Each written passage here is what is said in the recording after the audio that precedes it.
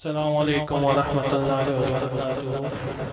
جس کی نماز بن گئی اس کی ساری زندگی بن گئی۔ بہت ہی اہم بیان ہے۔ اس بیان میں بہت ہی اچھی کارگزاری بیان کی گئی ہے۔ سب دوستوں سے التماس ہے کہ دیکھیں۔ جزاک اللہ۔ ہم چاہتے ہیں کہ ہمارے سارے شعبوں میں درست کی آ جائے تو نماز پر ڈال دیں، کیونکہ نماز اللہ کا اتنا بڑا امر ہے کہ انسان سب چیزوں کو چھوڑ کر، سب چیزوں کا خیال چھوڑ کر، اپنے آپ کو نکال کر اللہ کے سامنے کھڑا ہوتا ہے۔ 5-10 منٹ کا یہ عمل ہے، دل بھی اللہ کی طرف ایسے عبادت کرو جیسے کہ گویا تم اپنی آنکھوں سے اللہ کو دیکھ رہے ہو۔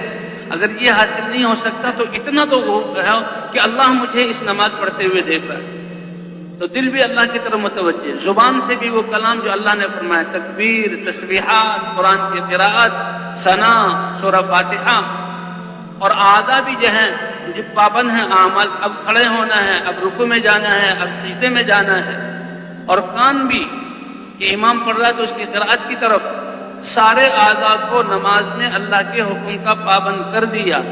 تو یہ اتنا بڑا عمل ہے کہ اب اس کی زندگی میں جتنے بھی اعمال ہیں وہ سارے اللہ کے حکم کے مطابق بن جائیں گے۔ جس کی نماز بن گئی اس کی زندگی بن گئی۔ ہم اپنی زندگی بنانا چاہیں، اپنی اولاد کی تربیت کرنا چاہیں، شعبوں میں صلاح لانا چاہیں تو نماز کی طرف متوجہ کریں۔ ایک شخص ایمان لایا، صحابی بنے، حضور صلی اللہ علیہ وسلم کی خدمت، لیکن کچھ پرانی عادتیں تھیں، چوری یا دوسری وہ بھی کرتے۔ صحابہ کرام نے کہا، اے اللہ کے رسول، فلاں اسلام میں داخل تو ہو گیا، کلمہ تو اس نے پڑھ لیا، لیکن وہ فلاں کام بھی کرتا ہے۔ آپ صلی اللہ علیہ وسلم نے فرمایا کہ وہ نماز پڑھتا ہے، عرض کیا کہ نماز پڑھتا ہے، تو اس کی نماز ان قریب ان سارے کاموں سے اس کو روک دے گی۔ اور صحابہ کہتے ہیں ہم نے دیکھا کہ نماز کی وجہ سے اس کو جہاں نماز کا اہتمام کرتا، اللہ نے جہاں اس کے دین کو بہت خوبصورت، اسلام کو بہت خوبصورت کر دیا، اور قیامت میں سب سے پہلے نماز کا حساب ہوگا۔ جس کی دیکھو اس کی نماز، اگر اس کی نماز اچھی نکل آئی تو یہ دلیل ہے اس کے باقی اعمال بھی اچھے ہیں، اور خدا نہ خواستہ اگر نماز خراب ہو گئی تو اس کے باقی اعمال بھی بگڑیں گے۔ حضرت عمر رضی اللہ تعالی عنہ کسی شخص کے بارے میں کسی علاقے کی ذمہ داری کا ارادہ فرماتے تو اس کی نمازوں کو دیکھتے تھے۔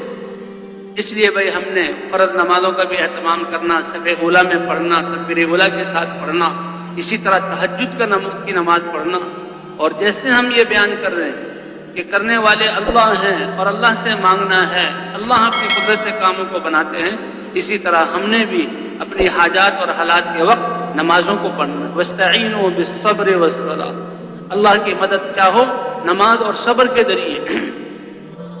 غزوہ بدر کے موقع پر حضور صلی اللہ علیہ وسلم تو وہ 40 آدمیوں کا قافلہ جو سامان تجارت لے جا رہا تھا، اس کو لینے کے لیے حضور صلی اللہ علیہ وسلم چلے، لیکن اللہ نے اپنی قدرت کو ظاہر کرنا تھا۔ غزوہ بدر کے مقام پر 1000 مکے کے جنگجو پورے ہتھیاروں سے مسلح ہو کر وہ سامنے آ گئے۔